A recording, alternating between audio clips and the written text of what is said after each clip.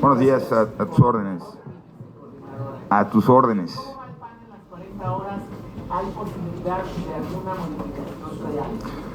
Bueno, nosotros, el sentido de nuestro voto lo hemos manifestado tanto en las comisiones unidas de puntos constitucionales y del trabajo, como en el Senado de la República. El PAN va a favor porque representa un avance significativo en el reconocimiento de los derechos de las personas, en el derecho del reconocimiento de las y los trabajadores. Sin embargo, también hemos advertido que a pesar de que se trate de un avance, la mayoría no ha sido lo suficientemente honesta con la gente durante estos 2 o 3 años que lleva el debate, porque hace algunos meses todavía se hablaba de 2 días de descanso, cosa que no sucede en esta reforma.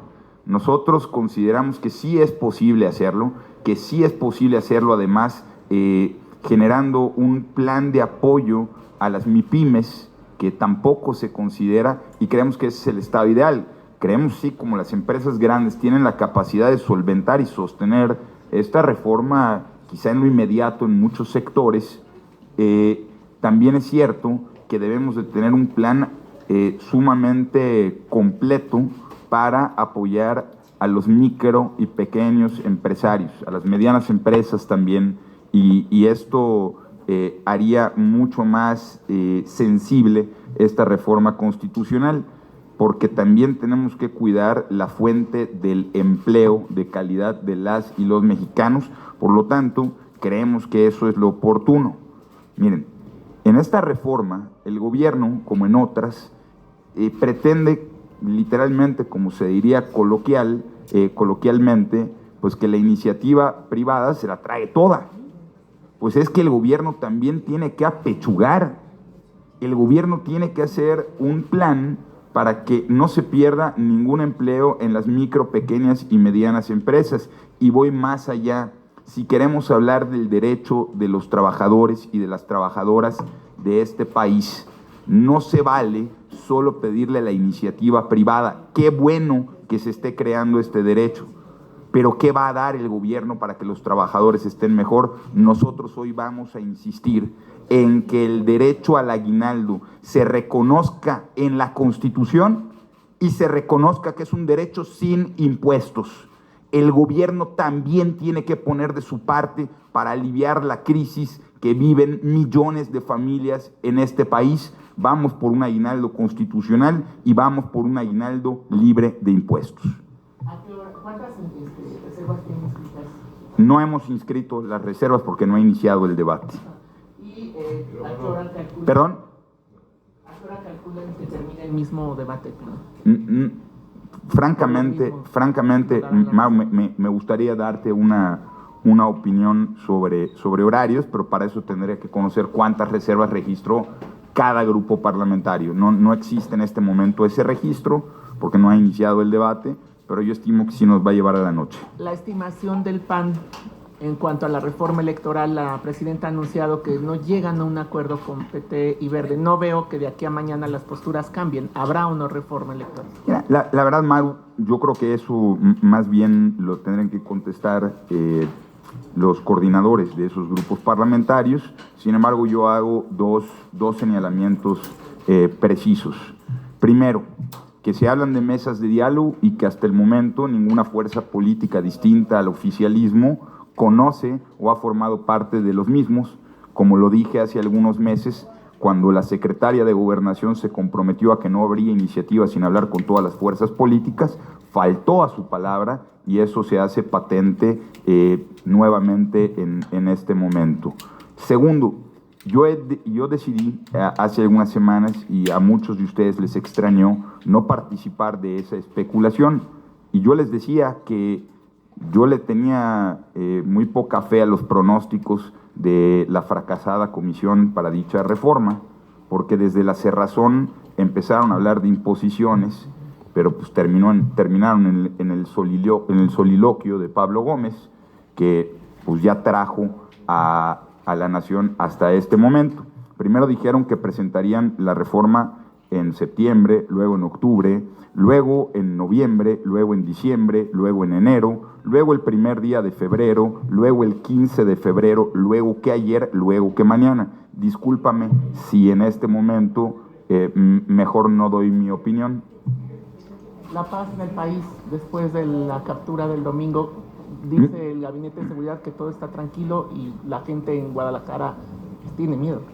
Primero, nosotros reconocemos la actuación de las Fuerzas Armadas de este país, que han demostrado valentía, disciplina, que han demostrado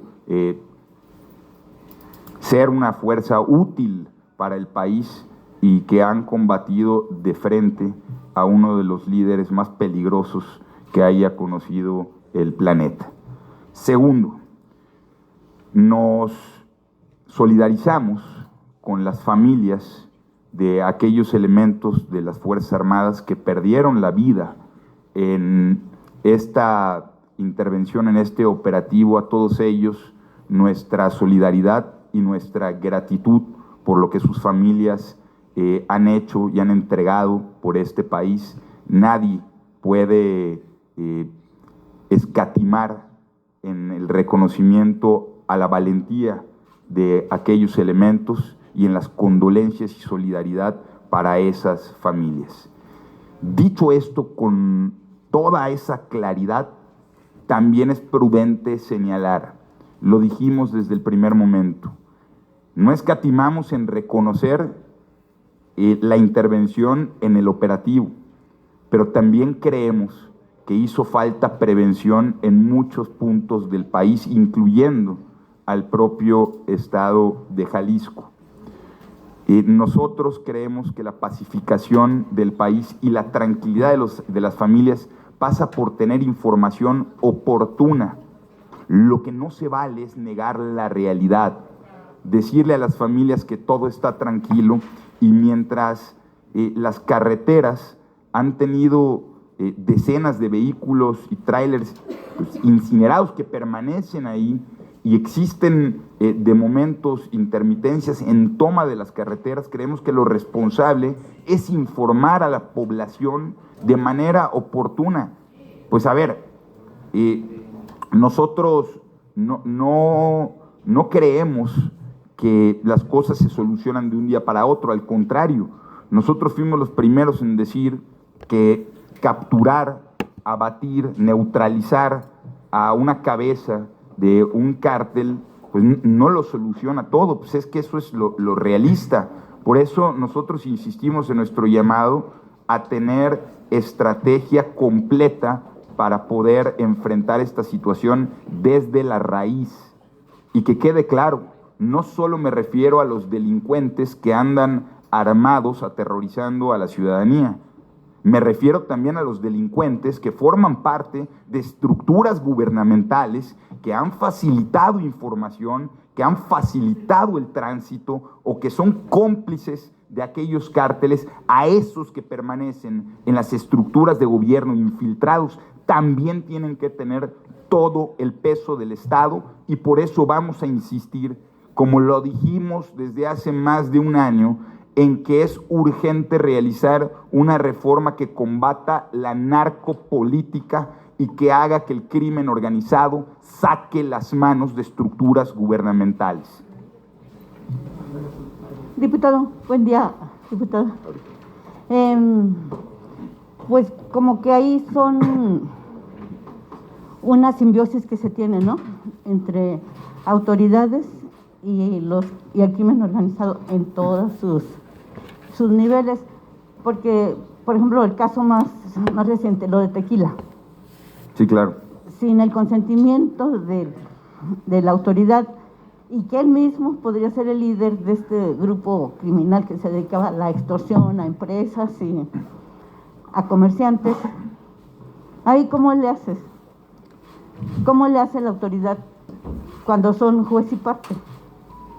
No, pues es que más bien no es cómo le hace la autoridad, pues ya sabemos que esas autoridades son precisamente infiltrados del crimen organizado, o por lo menos cómplices, o por lo menos empleados, o por lo menos facilitadores. Pues es que no hemos dejado de insistir que es imposible que un cártel de este tamaño o extorsiones como las que suceden en diversos estados del país sucedan sin por lo menos estas personas dentro de las estructuras gubernamentales. Mira, y ojo que no estoy haciendo en este momento un señalamiento a un partido político, sino a la importancia de que el Estado mexicano asuma como responsabilidad propia combatir a esas estructuras criminales. Veamos lo que ha pasado en Tabasco, en Baja California, en Tamaulipas, en Sinaloa. Pues es que cada vez es más evidente que es una situación real, tangible, evidente, y que solo se pretende mirar hacia otro lado. Por eso celebramos que se dé un golpe al crimen organizado, pero de poco va a servir si no hay una estrategia completa que, por un lado, combata esas estructuras visibles del crimen y, por otro, las invisibles que están dentro de las estructuras gubernamentales. Algo que pareciera que no tiene ninguna relación.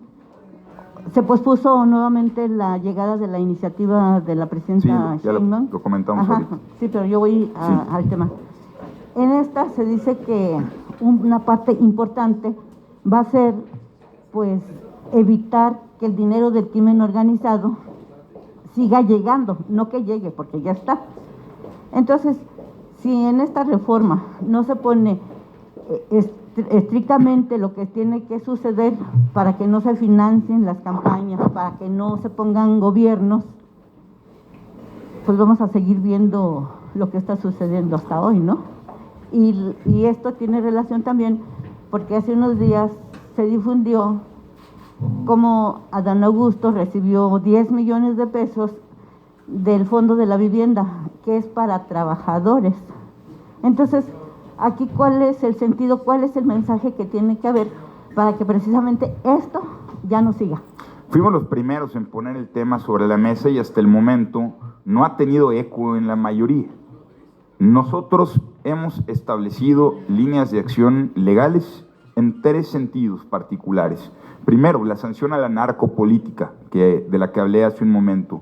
Segundo, nulidad de elecciones cuando intervenga el crimen organizado. No puede seguir existiendo el incentivo perverso a asociarse con estructuras criminales y que no exista consecuencia. Tercero, somos el único partido político que en voz de su presidente nacional, nuestro presidente Jorge Romero, ha lanzado incluso el reto al gobierno y al partido de la mayoría que exista cancelación del registro del partido político que se financie de estructuras criminales, ya sea de las derivadas de la extorsión, del narcotráfico o del huachicol fiscal que le ha costado a este país más de 600,000 millones de pesos documentados, y que es impensable que por lo menos una buena parte de ese dinero no haya acabado en campañas políticas. Por eso insistimos en que la única reforma electoral útil es la que es útil para la gente, para la sociedad, la que la hace más libre y que le permite tener elecciones más seguras. No vamos a dejar de insistir en ese tema. Y finalmente, este operativo que vimos el domingo, ¿cómo habría que hacerse? ¿Quiénes tendrían que participar más? Pues para que el crimen organizado no vaya 2 pasos más adelante que el gobierno. Por ejemplo, después de que se supo de la detención de El Mencho, pues vimos cómo en 20 estados de la República Mexicana pues se dieron estos operativos de bloqueos, incendios, y el gobierno se quedó prácticamente pasmado, pues porque no sabía qué reacción tomar, qué hay que hacer aquí para que se vaya adelante de estas decisiones que toman los cárteles de la droga. Primero, quiero manifestar que ese es justamente un tema que amerita un debate público, un debate transparente y que se fije posturas. El diputado Federico Dorin, vicecoordinador del grupo parlamentario del PAN, hizo la propuesta formal a la Junta de Coordinación para que el día de hoy se abriera agenda política para discutir este tema sin ambigüedades, de frente, fijando posturas, cosa que la mayoría negó.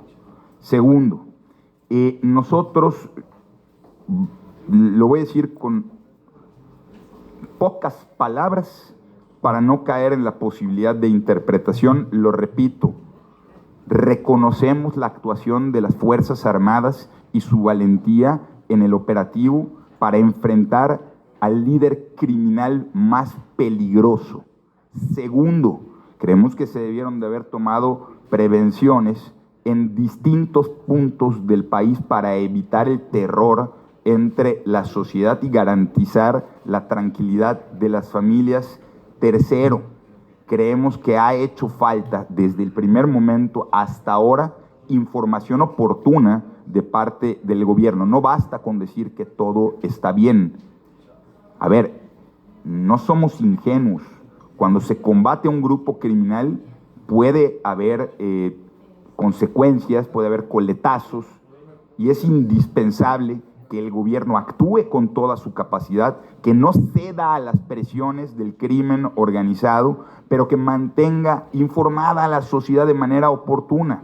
No se puede decirle a la gente que todas las carreteras del país están bien cuando estamos viendo los reportes todas las horas desde ese momento de bloqueos, quemas de vehículos, es decir, actos que buscan aterrorizar a la ciudadanía y que el gobierno pretenda mirar hacia otro lado.